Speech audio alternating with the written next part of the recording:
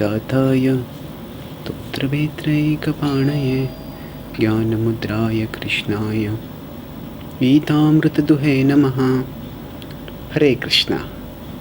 Welcome back to the Bhagavad Gita Bhakti Shastri course. We are in the 18th chapter. We are discussing how Karma Yoga gradually elevates through Jnana Yoga to Bhakti Yoga. And within the arrangement of Karma Yoga, we are discussing varnashrama. How the system of varnashram involves gradual spiritualization of one's material activities. So we discussed the qualities of a Brahmana in the previous class. Let's move forward and discuss the qualities of a Kshatriya. Yeah. So 18.43 Shauryam Tejo Dhrutir Daksham Yuddhe Chapyapalayanam Dhanam Ishvara Bhavascha Kshatram Karma Swabhavajam. So, Shauryam Tejo Dhrutir Daksham. Here we see Shauryam. These are the qualities Shatra Karma Swabhavajam. Shatram Karma. The previous verse was Brahma Karma, now it is Shatram Karma. Swabhavajam. This is born of their nature. So, what are these qualities? Let's look at them one by one. Shauryam. Shaurya basically refers to heroism, courageousness, chivalry, where a person is ready to do adventurous things and is ready to take up great risks to do those adventurous things. So, Kshatriyas are, as the word Kshatrayate iti Kshatriya indicates, that they are meant to protect others. And for the sake of protecting others, they often have to put their lives into risk, and they are ready to do that. In fact, they are happy to do that, because everybody in life needs some source of excitement, some source of stimulation, some source of satisfaction. Now, different people get it through different sort of things. So, those who are Brahmanically inclined, those who are intellectuals, they get it by studying new books, understanding new concepts, learning new things in terms of things which give intellectual titillation and stimulation and gratification. Similarly, Kshatriyas, they have the sense of adventure. Another quality will say Yuddhe Chapi Apalayanam. We will discuss this. Yuddhe means battle. Chapi Apalayanam. Apalayanam means not running away. So different people have their different sources of stimulation, and we need to understand that these stimulations are not necessarily in terms of right or wrong. They can be made right or wrong. We can say that some are material, some are spiritual. Say a devotee, when the devotee is remembering Krishna, gets spiritual stimulation. That is correct. But that doesn't mean that we can suddenly and completely relish only devotional stimulations. So we are at the material level of consciousness. Material level, there is goodness, passion, ignorance, and above that there is transcendence. So the soul delights in everlasting and ever new spiritual stimulations with Krishna.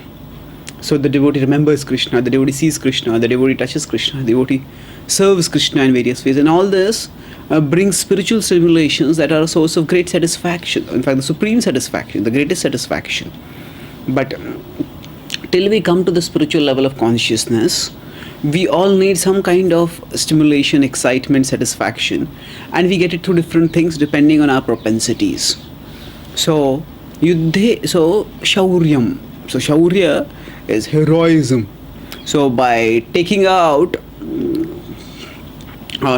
means by fighting against evil, by fighting against those who do misdeeds, and in that way, winning, in that way protecting the innocent, protecting those who may be victimized otherwise, people get a sense of satisfaction, and that is the sense of, that's how they get the self-worth and the satisfaction.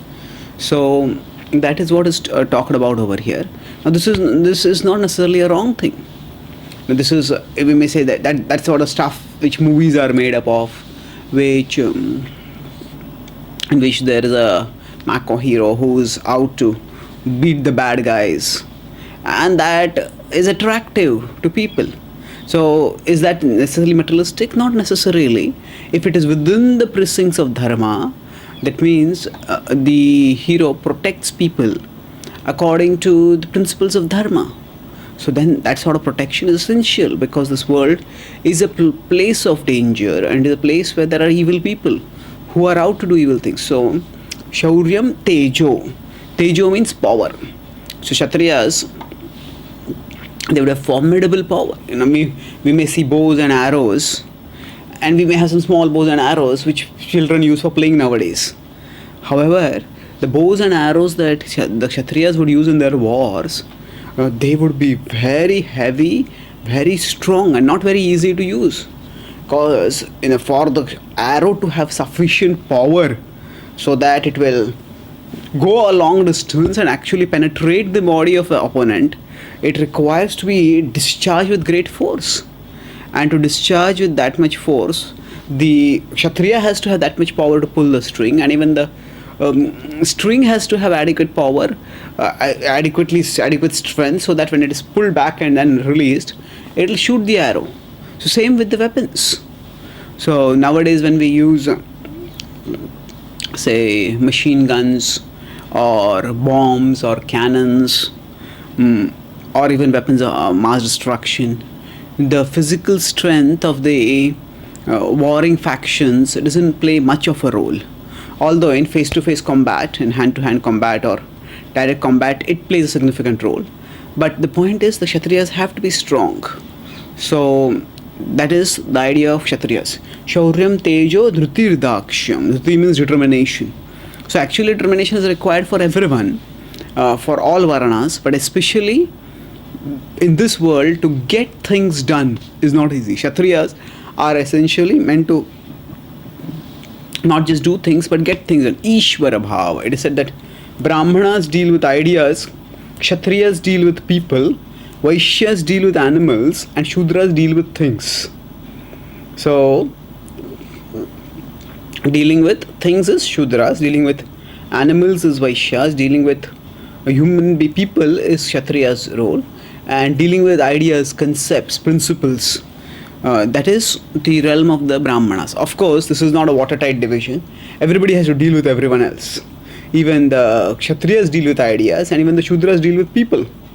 But the point is, primarily we are talking about the focus of the thrust of each person's occupation is different. So for this purpose, to get things done is quite difficult. You have to delegate, manage. So one of the other qualities will be Ishvara Bhava. Ishvara Bhav. Now normally, so Dhanam Ishvara Bhavascha. Now Ishvara Bhav may be seen negatively. The idea that I am the Ishvara. So we often say that the idea that I am God, I am the controller, I am the enjoyer, that is what has got us to the material world, and that's what keeps us in the material world. So that is considered normally to be undesirable trait. And yet Krishna talks it over here in more or less a positive light. He's describing the qualities of each varna, and he's talking about those qualities in a desirable sense, that these are good qualities which people in each varna should cultivate. And therein he's saying that the Kshatriyas should have Ishvara Bhav. So what does it mean? Actually in this world, somebody has to take the role of a Ishvara. Somebody has to, if things are to be done, there has to be some controller. So if a project involves a team, and the team involves 10 people working, or there may be some bigger projects which involve 5,000 people working, so there has to be some controller who will direct and guide and supervise. That is a functional necessity. Every kingdom needs some governing authority. There has to be a king or some other governing authority like that. So somebody has to take up the Ishvara Bhav, the role of a controller. So, and that person, if that has the Ishvara Bhav, that means here Ishvara Bhav just doesn't mean the mentality, it also means the ability. In one sense, Ishvara Bhav is there in everyone. Who would not like to have other people who are dancing at one's beck and call and are ready to obey everything that one says? So that is not the essence of Ishvara Bhava. Ishvara Bhava, as is recommended over here, is that we all understand that ultimately we are under the Supreme Lord. The Supreme Lord is the Supreme Controller, and He is the Parameshvara. But to get his will done in this world, he needs agents. And some of those agents are also Ishwaras. That means whatever is to be done over here, it is done through agents. So even when Krishna's will is to be done in this world, there have to be competent people who do it. So that is how Kshatriyas come into the role. So those people who have the capacity, the ability to manage, delegate, lead, if they become godly, then they will become Ishwaras in the service of the Supreme Ishvara. So it's not wrong to be heroic as long as our heroism is not independent of Krishna's supreme heroism. We see in the Ramayana, Lord Ram is the supreme hero, but Hanuman is also an extraordinary hero. So, in fact, the Sundarkand, which is considered to be among the most beautiful, one of the most beautiful Kand of the Ramayana, it is largely focusing on Hanuman. In fact, Ram's mention is only right side, slightly in the beginning and at the end, but it's entirely about the exploits of of Hanuman.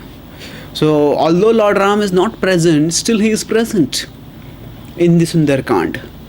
That means he is present in the heart of Hanuman and he is present in the heart of Sita. So, Hanuman is also a hero and he is also a great hero. People talk about being human. Bhaktas talk about not just being human, they were being Hanuman. What does that mean? To develop the Hanuman spirit. That the Hanuman spirit is to love and serve and act wonderfully in the service of the Supreme Lord. Kshatriyas are like that. So Shauram, Tejo, Dhruti, Dakshyam. Dakshyam means expertise. So expertise in various things. When wars be fought, then how the forces should be arranged, how the military phalanxes should be arranged, what strategy should be used. Okay, I have this many forces and yet I have to attack an enemy which has more forces, better weapons. Then how do I strategize? So all this is very important to discuss. Dakshyam, that is expertise. Shauryam, Tejo, Dhuti, Dakshyam. Then Yuddhe Chapi Apalayanam. Apalayanam means never running away.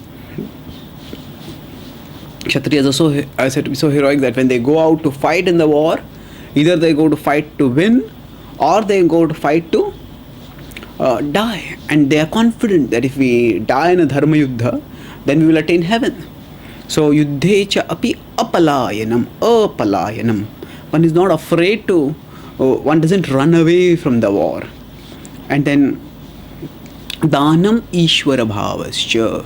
So Dan is an extremely important function of Kshatriyas. Actually, it's an important function of everyone, especially anyone in the household or order. Krishna has talked about this Dana earlier in the 17th chapter when he talked about Dan in the three modes. But along with that, he has talked about in the 16th chapter also when he talks about Abhayam Sattva Samshuddhi, when he describes godly qualities. At that time, he describes Dana as a quality, a godly quality, and that especially pertains to Kshatriyas. So there it pertains to Grihasthas. So Danam is the inclination to give charity. So the idea is that the Kshatriya collects taxes and Kshatriya builds the national treasury, and people who are in need, the Kshatriya gives charity to them. Danam Ishwara Bhavascha Kshatram Karma Swabhavajam. Kshatram Karma. This is all Kshatriya Karma. This is how the Kshatriyas work. So these are the desirable qualities of Kshatriya. And if you look at the life of Kshatriya like Arjuna or Parikshit, or even the way Krishna lived, we see these qualities that Kshatriyas display in their functioning. So now let us look at the qualities of Vaishyas and Shudras also. So Krishi Go Raksha Vanijyam Vaishya Karma Swabhavajam Paricharyatmakam Karma Shudrasyapi Swabhavajam. So Krishna is describing in two lines, A and B, the qualities of a Kshatriya, of a Vaishya, and then C and D, he is describing the qualities of a Shudra. So Krishi Goraksha Vanijyam. Krishi is agriculture. Goraksha is cow protection. Vanijya is trade or business. These are the activities of a Kshatriya, sorry, of a Vaishya. So, essentially, Vaishyas are if we compare remember the comparison, the social body, the Shudras are considered to be the feet, the Vaishyas are considered to be the stomach, the Kshatriyas are considered to be the arms, and the Brahmanas are considered to be the head. So in this way, all these are important in terms of how they contribute to society. Every one of them contributes in a different way, and every contribution is significant because every contribution helps a person to move closer to Krishna. Now when a person moves closer to Krishna through, if that person is of course doing Bhagavad Arpit karma, that means that person is working for the Supreme Lord. We'll see about Bhagavad Arpit karma a little later. But the idea here is that every person, according to one's nature, can contribute to society as well as progress towards transcendence. So there is the varnashrama arranges for material cooperation, and it also facilitates spiritual advancement. So Krishi Goraksha Vanijam. Krishi is agriculture, Goraksha is cow protection. And some Bhagavatas translate this, some Western scholars, when they translated the Bhagavad Gita, they translated Goraksha as cattle rearing. But Prabhupada insisted that we can't translate it as cattle rearing, it is cow protection. Cattle rearing is often used so that it indicates that the cattle are reared so that eventually they will be slaughtered. But that is never done in the Vedic culture.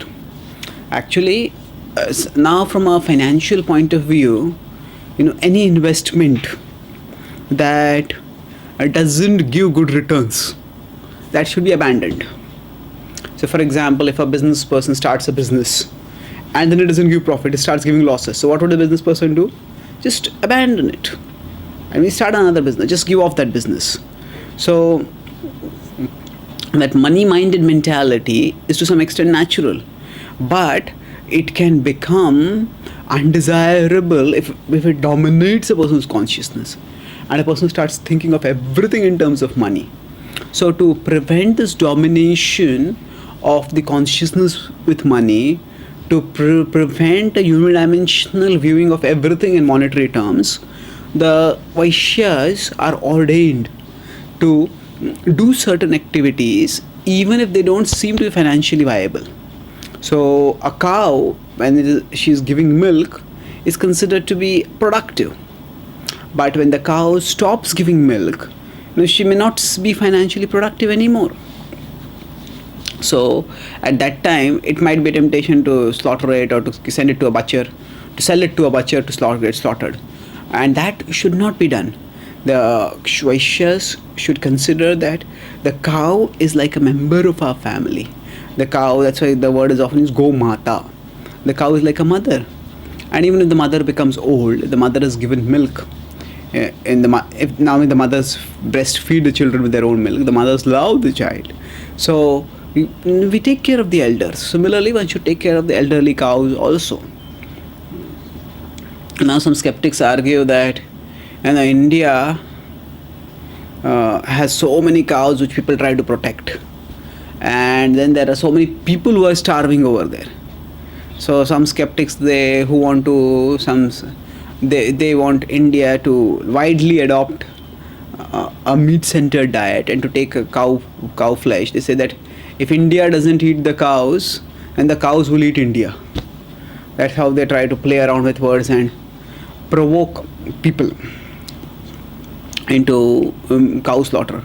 And they try to say that, in fact, there is a phrase in English called holy cow. That means if somebody has an irrational affection for something, which something which is considered to be very valuable, so sacred that it just cannot be questioned, then that is called as a holy cow. That's the phrase that is used. So for example, we could say that evolution is the holy cow of materialistic science. That means materialistic scientists, especially atheists, They just consider the evolution is true, come what way,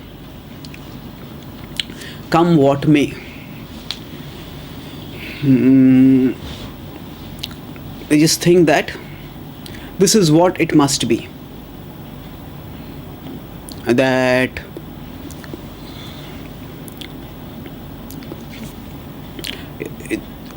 holy cow, as I said, it means that whatever happens, they feel that actually this must be correct. However, this is not the notion that in the traditional Vedic culture is there about about cows. Cows are considered holy because they are dear to Krishna, and Krishna is the supreme Lord. It's not just because of their financial value. If some people are that if you allow milk, buffaloes give more milk than cows. Yes, it may be true, but Krishna is Gopal. He is not Bhaspal. Krishna loves buffaloes also. Krishna loves all living beings. Surudam sarva bhutana. But he is a person, and as a person, he has certain affections. Why does Krishna wear a peacock feather? Why not some other feather? Why does Krishna play a flute? Why not some other instrument? Krishna is a person. He will do whatever he likes to do. And his choices are sweet. They are supremely independent, and at the same time they are supremely sweet also. So Krishna loves cows, and that's why Vedic culture exalts cows. But even if you look at it from a rational financial perspective, actually if society is agrarian, is based on is centered on agriculture, then actually speaking, the cow can benefit a lot of people. So cow gives dung and cow urine.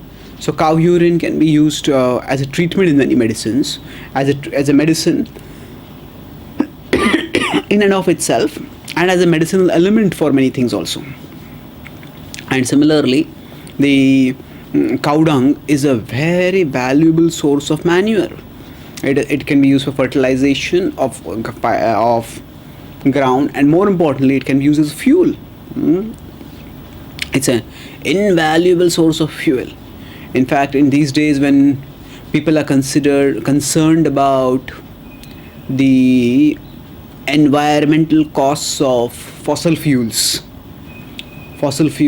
they have oil and petroleum and things like that, which are sucked out from the earth. That itself causes a lot of environmental harm, and then when they are transported over millions of miles at times to where they are going to be consumed, that transportation costs so much, and that transportation leads to so much pollution also, and eventually the fuel is used. At that time the fuel also sends out toxic fumes, which also cause pollution. So when the environmental cost of fossil fuels is so high, when there is already a widespread network of use of alternative fuels, that means there is use of cow dung as a fuel source, and why should that be disapproved or discouraged? In fact, that is the cow dung fuel is what is mostly used in in rural areas for cooking, and it is extremely valuable and useful. So even if you look at it from the financial perspective, it is not true that Indians need to eat cows to survive. Rather, actually it is because Indians are eating cows, that's why survival is becoming difficult. Why? Because actually if we see, India was prosperous generation after generation after generation for millennia. Now, right from Alexander in the 3rd, 4th century BC, there are so many invaders who have come to India. What was the reason for invaders to come? Invaders don't come to poor areas. Invaders want money, and that's why they attack and try to loot wealthy areas. So where did India get its wealth from? And often when the invaders would come, the cities would be devastated, they would be plundered, and yet within a few years the cities would again, or at the most a few decades, the cities would again become centers of poverty or centers of prosperity. Why?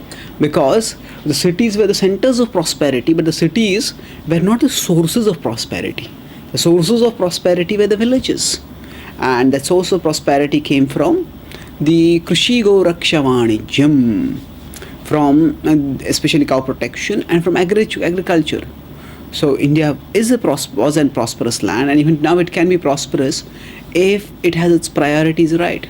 If India has abundant natural resources, it has a very, in most parts, it has a conducive climate. And now, what we're talking about India at now, because why are we talking only about India? The principles of Bhagavad Gita apply all over the world, and not just all over the world. They apply all over the universe, not just all over the universe, all of existence, which consists of many universes. But we're talking about India because as far as our historical memory goes back, our means human historical memory goes back from the perspective of modern history, then India is the land where Vedic culture has been present for several millennia. So the Vedic culture that was there, and the prosperity was there because of the cooperation between the different varnas, and Goraksha and Krishi. They were the sources of prosperity. So in today's economy, agriculture is largely trivialized and other occupations are glamorized. And actually there's no reason to trivialize agriculture because it is the source of food for everyone.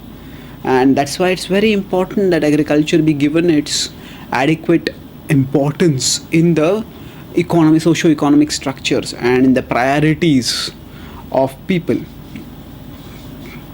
So Vaishyas were respected people. Now if we see the books like Gopal Champu, which describe, Gopal Champu is written by Jiva Goswami, and this describes the life of the Vrajvasis.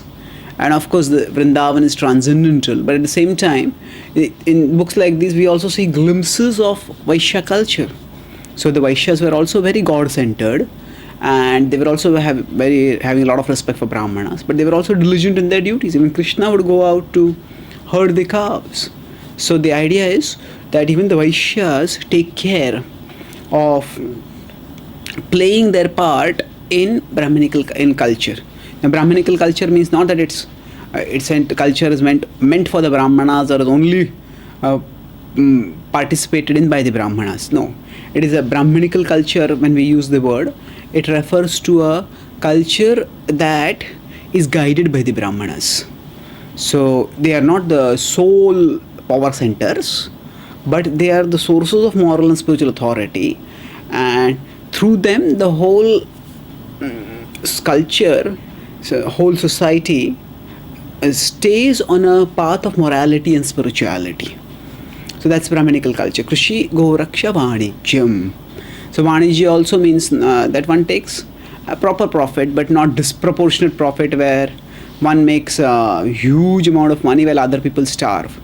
So Krishi Goraksha Vanijyam. And then after that, Paricharyatmakam Viddhi. Paricharyatmakam Viddhi means serving others. That is the propensity, that is the role of the Shudras. Now why is it said serving others? Because actually a wide gamut of operations or activities and professions, occupations can be included in the Vaishya activities, in the Shudra activities. But their basic role is that they are assisting other Varnas. And even Shudra is not necessarily a value judgment or something undesirable. If certain people have certain propensities, they act according to those propensities. So that is the way society lives and society progresses. So it's not necessarily any way wrong. The idea is, here is not a matter of wrongness or rightness, it's a matter of appropriateness according to individual nature. So now some people also have the idea that actually women don't have any independent varna. Women simply, where do Brahman, Kshatriya, Vaishya, Shudra, where do women fit in over here? The idea is that women are just having the same varna as their husbands. Now this actually, if you think of it from the logical point of view, it doesn't make sense. Because guna karma vibhagashaha, it's not janma karma. So the husband may have one nature, the wife may have another nature. So if they have different natures, then one has to individually see that sometimes the wife may be more Brahminical and the husband may be more of a Vaishya nature. Sometimes it may be opposite also. So the idea here is not to label people as belonging to certain varnas. It is to customize professions according to predilections. Customize professions according to predilections. Predilections means one's own inclinations, one's own tendencies. So, even from the logical point of view, the husband and the wife are two separate souls. They have had their own past different kinds of karma, and they have been born and brought up, and then they are now uniting. So it's not that both will necessarily have the same varna. So in the Vedic culture, it would be best where a person would marry within the same varna, because then the likelihood of having compatibility would be greater. So that is true, but it's not that automatically, it's not that the woman is like appendage to the man and the woman automatically has the same varna as the man. The woman may have a different varna, but in general, marriages within the same varnas are encouraged so that there is a greater likelihood of compatibility. So now, after discussing about these different varnas, let's go on to the discussion about how all this can be spiritualized. So 18.45, Sve sve karmanya bhiratah samsiddhim labate naraha swakarma niratah siddhim yatha vindati tachrunu. So sve sve karmanya bhiratah, by doing one's own karma. Abhirata means to be engaged or to be following. The word rata means to be absorbed. So sve sve karmani, sve sve means one's own karma. So this will refer to what has been talked about in the previous three verses: Brahman, Kshatriya, Vaishya, Shudra. So whatever is one's karma, one acts according to that. Samsiddhim labhate naraha, a human being can attain perfection. And swakarma niratah siddhim, that while being engaged in one's karma, siddhi. So Krishna is talking using the word siddhi and samsiddhi in the third and second lines. Yatha vindati tachrunu. Yatha vindati, how one can attain this? Oh Arjuna, hear this. So let's understand this. The implication of this verse is very significant. Actually, varnashram can be of different types. That means that varnashram can be whatever, the way Bhakti Shastri Thakur has explained this. Bhaktivinoda Thakur has also explained this based on the Vedic scriptures. He says there is Vedic varnashram, then there is Asuri varnashram, and then there is Daivi varnashram. So Vedic varnashram was based on birth, but in general in the past the birth would be more or less compatible with the varna, because with the nature, with the swabhava. Because say if a Brahmana and a Brahmani unite, they do it, they will attract a Brahmanical inclined soul in their womb, as their child, and that's how one's birth would normally harmonize with one's varna. But that was not necessary. There are even in the original Vedic scriptures, there are various references which indicate very clearly that if a person has a different varna, then that person should be engaged according to that varna.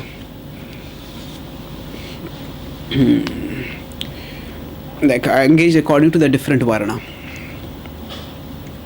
So rather than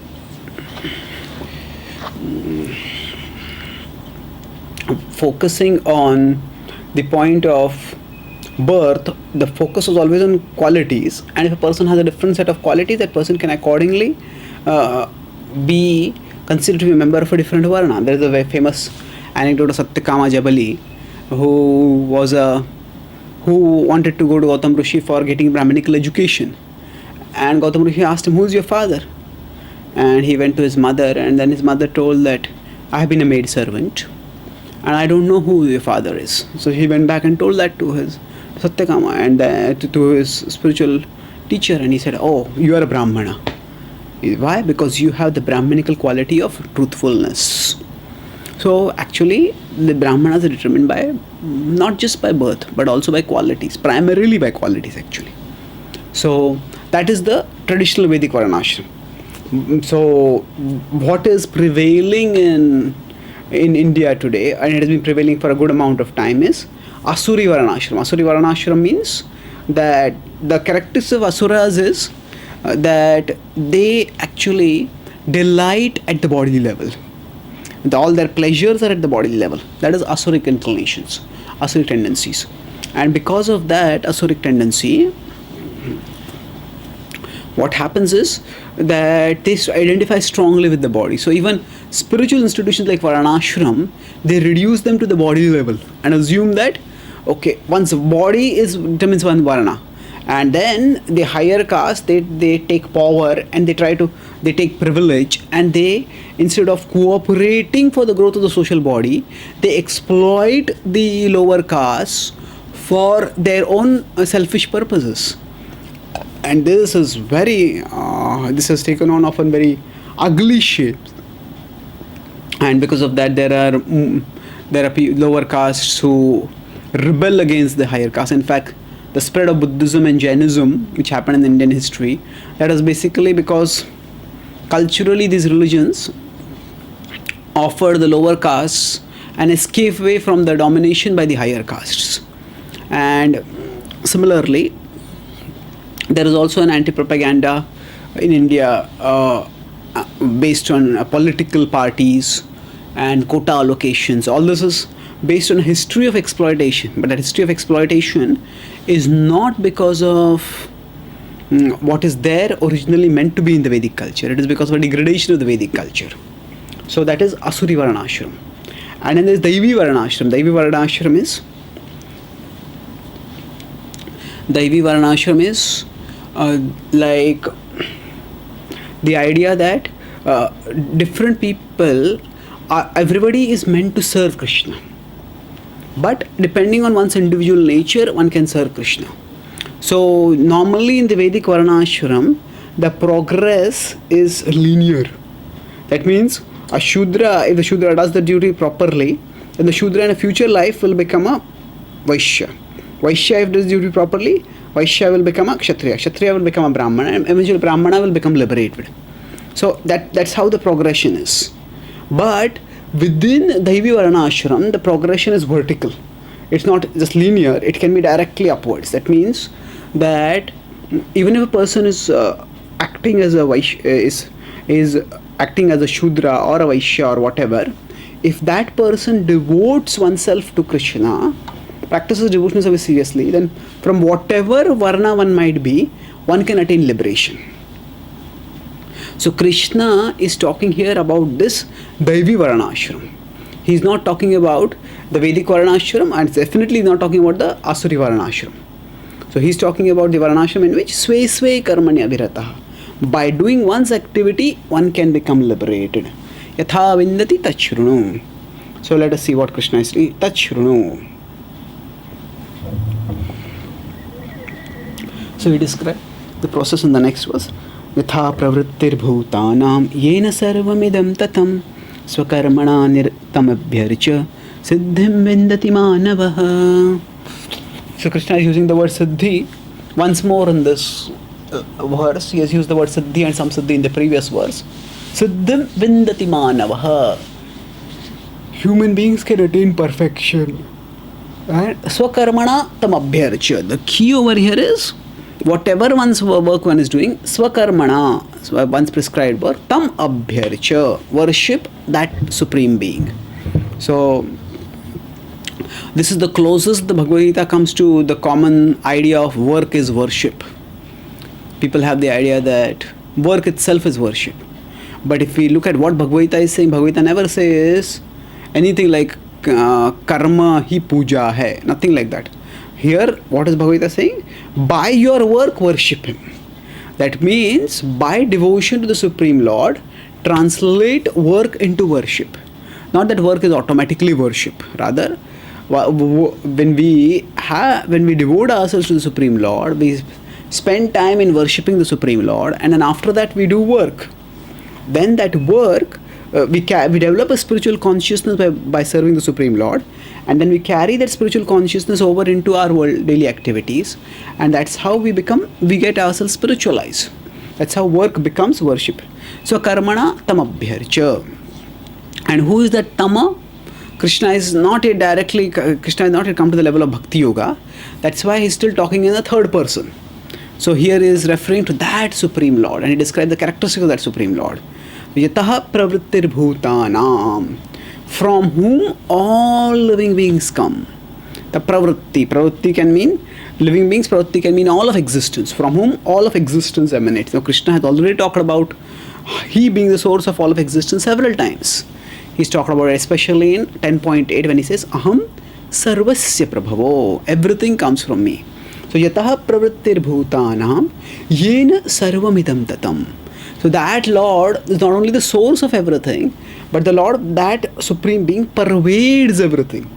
That Supreme Being actually exists in all of creation.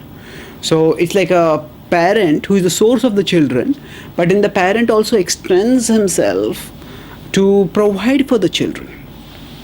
So then, if the parent is the source of the child and is the provider of the child, then what is the duty of the child?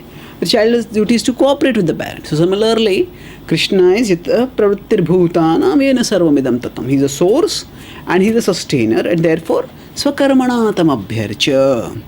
So the Vedic varnashram system, which Krishna is talking about, is based on this principle of reuniting with our Supreme Lord, with our Supreme Father, through the spiritualization of our work, by offering our work for His pleasure. Siddhim vindati manavaha. In this way, one can attain perfection. So Prabhupada explains in the purport that everyone should think that he is engaged in a particular type of occupation by Rishikesh, the master of the senses. So it is Krishna as Rishikesh. He is engaging us in the various services. It's not that we are doing the services on our own. It is He who is engaging us. And when we understand this is the role that Krishna has given me to play in His plan and His order of things, then I do my part in Krishna's plan. So that's how we move forward. Now Krishna, naturally a question will come, okay, but there are activities which are not very easy to do, which involve some kind of mismatch. That Krishna addresses over here. Shreyan swadharmo vigunaha paradharmat svanushthitat svabhavanyatam karma kurvannapnoti kilvisham. So this in the next verse, Krishna will address this problem of problematic prescribed duties. Problematic prescribed duties means that sometimes one may feel that my duty is too troublesome, therefore I don't want to do this. But Krishna is saying, no, Shreyan swadharmo viguna. It is far better to do one's own swadharma. Shreyan swadharmo vigunaha, even if it is having some faults, vigunaha, it's faulty or imperfectly formed. Paradharmat swanushthitat, as compared to paradharma, because swabhavaniyatam karma. When one acts according to one's karma, kurvan napnoti kilvisham, one will not accrue karmic bondage. The idea is that all of us have our responsibilities, and when we execute those responsibilities responsibly, then we progress. We progress spiritually. We progress in moving towards Krishna. So Krishna is telling over here, better stick to one's prescribed duties. So this is especially addressing Arjuna's concern that he is thinking that violence is undesirable, and especially violence against one's relatives. How can one do that kind of violence? So better I should not fight. So Krishna is saying that, okay, tolerance and forgiveness, they are the qualities of Brahmanas. So in contrast, the quality of a Kshatriya is Yuddhe chapi apalayanam. So that is actually an indirect reference to Arjuna's situation also. Arjuna, you cannot run away from the battlefield. That is against Kshatriya nature. You have to fight. So he is saying that vigunaha, even it appears faulty, but you will become purified by doing your prescribed duty. So it's like a hospital where different patients who have different afflictions are given customized medicines. So each patient has to take one's own medicine. One cannot take somebody else's medicine and expect, oh, that medicine is more palatable, my medicine is not so palatable. No. Whatever is the medicine that is best suited for me, I take that medicine, and by that I get elevated. So Kshatriya's activity in the Kshatriya dharma may involve killing. But killing is also essential for maintaining law and order. Violence is also required sometimes. So one should accept that. So Krishna will now give an example of how, even if there are faults, one should not give up duty because of that. Sahajam karma kaunteya sadosham api natyajet sarvarambha hitoshena dhumena agnirivavritaha. Sahajam karma kaunteya So sahajam means born with karma is sadosham, that along with karma there may be some fault, but even if there is fault, na tyajet, one should not give it up. Sarvarambha hi doshena, that all activities have some faults. Just as dhumen agnir ivavritaha, dhuma is smoke, agni is fire. So fire is considered to be auspicious. Fire is used in yajnas, fire is used for cooking, fire is used for warmth. Now as compared to that, smoke is not considered desirable. Now smoke doesn't illumine, smoke obstructs. Smoke may go into the nose and it may irritate. And smoke is not what is considered to be the mouth of Agni. So normally when a sacrificial fire is put, the fire should come out nicely over there. So for that there is smoke. Smoke is considered to be obstacle. But whenever there is fire, there is smoke, and one has to expertly handle the fire so that the smoke goes away and the fire blazes forth. But one has to tolerate the presence of the smoke as long as it is there. So similarly, one has to tolerate faults in one's prescribed duties. So even while doing any particular duty, there will be some things which are palatable and some things which are unpalatable for us. So we recognize the certain things that are unpalatable and put them aside.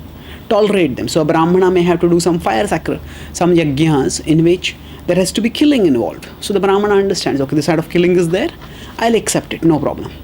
Because I do it within scriptural direction, then I don't get bound by it. I can still get elevated. So in this way, this whole section is telling us that one should act according to dharma and thereby get elevated. We will discuss now from this next verse onwards. The transition will go to Jnana Yoga. That we will discuss in our next class. Thank you. Hare Krishna.